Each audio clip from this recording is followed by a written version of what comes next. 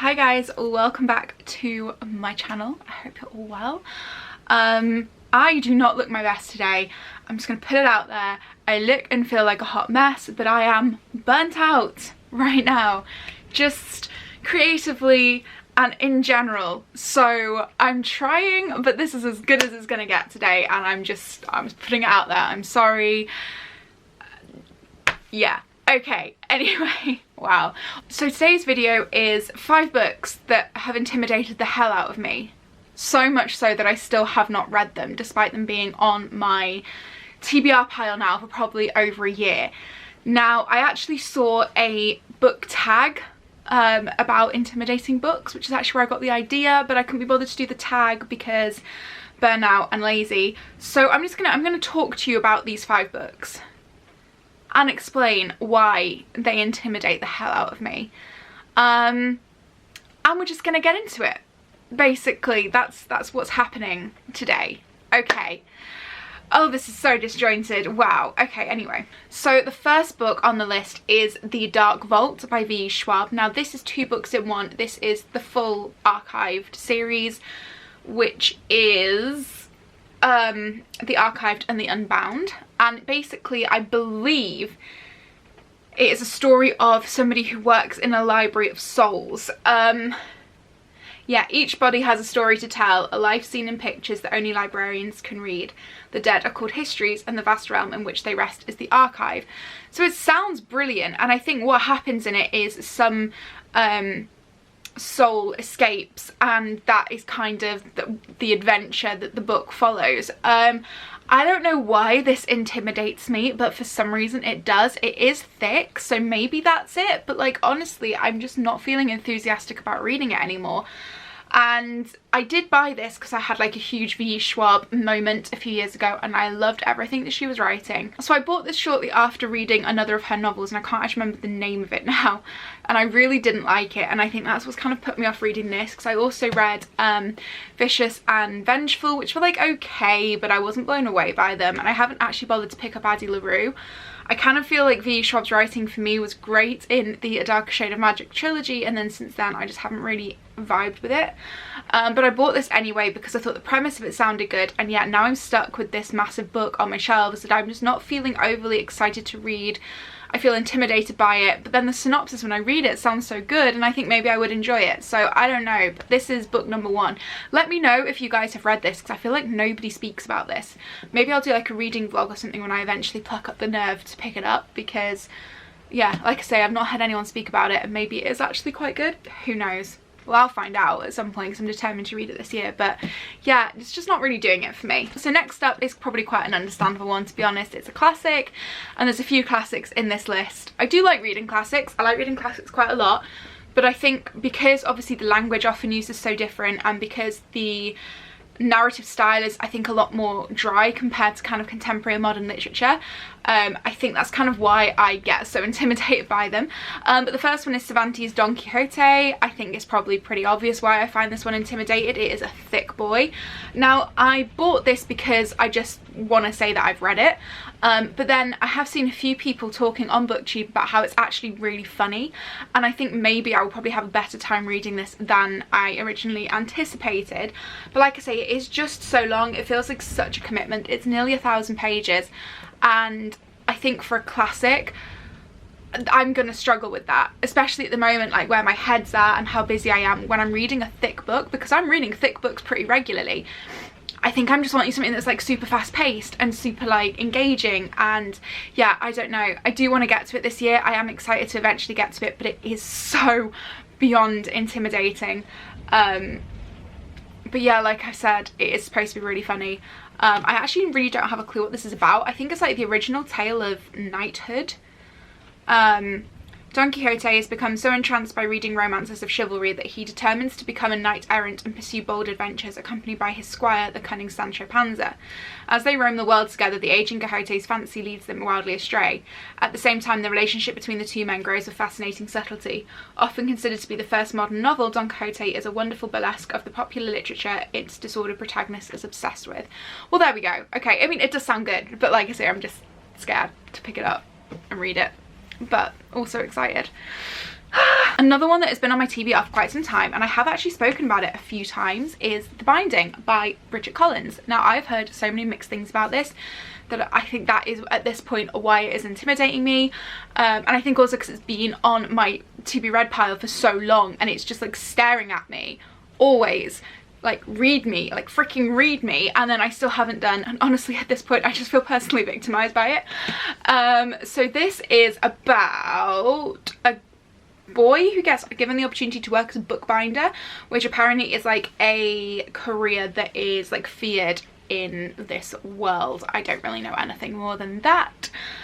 Yeah, my friends read this and said it was slow. I've seen other people on BookTube talk about this who hated it, and then I've seen people on BookTube talk about this who've loved it. It's actually on my list to read this month, so maybe I will. It's the most beautiful book I own, like easily the most beautiful book I own.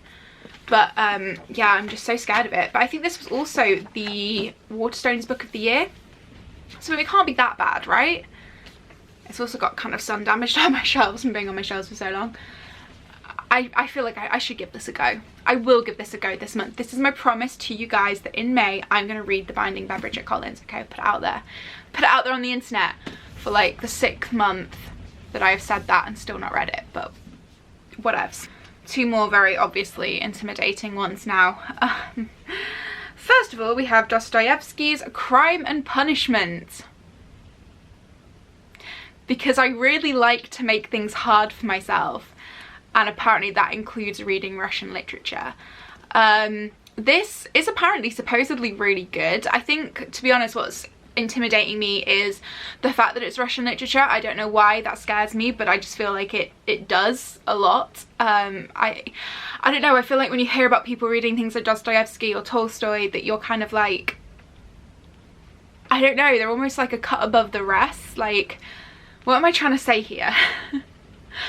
I feel like when people say that, they're like the super academic, really intelligent people who are reading these novels and then able to have these in-depth conversations about them, and they understand everything in them, and I'm scared that I'm going to pick this up and not understand a single thing that they talk about in the novel. That said, it is supposedly amazing, and this is on my 100 books to read before you die challenge, which is why I've picked it up. I think Don Quixote maybe as well, or maybe I just picked that up because I wanted to read it. The next book on this list is also on that list, which is the book I'm most intimidated by ever, but we'll talk about that in a second. But this is a novel about damnation and redemption in the slums of St. Petersburg, and basically this guy commits a murder with no remorse, and I guess it just follows kind of what happens to him after he commits the crime. Yeah, it just scares me. When was this written? I mean, this really isn't helpful because it's saying 1991 here, and that was just when it was first translated. It was definitely not written in 1991. Okay, so this was published in 1866. So I mean, obviously it's just really old, and I guess I'm just scared of it because, like, I've obviously read quite a bit of like English literature from that era, and it is just a lot drier and a lot more heavy going than, like I say, the modern and contemporary. And yeah, it just, I don't know, it just scares me, but not as much as this beast. There's only one other book I think in the world that intimidates me as much as this does, and I don't currently own it, but I think I do need to buy it to complete my 100 books to read before you die challenge, and that one is Les Mis, and obviously I haven't picked that up yet. This one is War and Peace by Tolstoy. This is 1200 pages of Russian literature, and for some reason I am so determined to read this before I turn 30. Because I love to challenge myself, you see. Like, I will complain about this and whinge about how scared I am to read it, but like, honestly, I'm debating taking this away with me for one of my holiday reads because I'm normal, okay? I'm a normal human. Leave me alone. Yeah, I'm really nervous about this. Now, I believe that one of the most confusing things about this book is that it has an insanely large cast of characters. Obviously, I can't talk about that with any degree of certainty or authority at this point because I've not even opened this book aside from to go, oh, it smells nice. But yeah, I'm just kind of super scared, and I honestly don't really understand what this is about. So I'm just looking at the back of it, and it takes place in the early 1800s. And essentially follows the story of like a huge cast of characters, but 3 main protagonists as they kind of navigate life with the threat of war, Napoleon's armies marching on Russia, and these 3 people's lives had just changed forever. So I guess it might be like an interesting social commentary. I've got Anna Karenina, which I also haven't read yet, but less intimidating. I am actually excited to get to that one eventually, which again I think is kind of a kind of take on society at the time. So I wonder if this is going to have elements of that too. Like, people do really like it, so I'm sure it is good. I'm just, like I say, really intimidated by it, mostly because it is huge, and then also because, like I say, it's Russian literature, and I don't know why Russian literature scares me so much, but it does. It does. And that's all there is to say about it. So anyway, those are 5 books that I feel personally victimised by.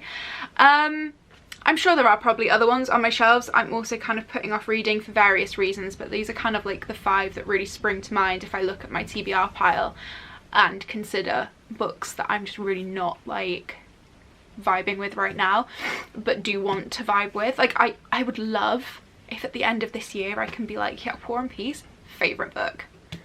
You know, the other thing I really want is, you know, when people are like really sarcastic and you're reading a big book and they come up to you and they're like, oh, what are you reading, War and Peace? And you're like, I actually want to be able to be like, yeah, actually, War and Peace, cool. Anyway, this video has had mildly chaotic energy. I hope it's been okay. I am gonna go and lie down now. Oh my god. I hope you enjoyed it anyway. If you did, please give me a thumbs up. Don't forget to subscribe if you are new, and I will see you in my next video very soon. I will try and promise that it will be less chaotic than this, but honestly at this point I can make no promises about anything. Bye!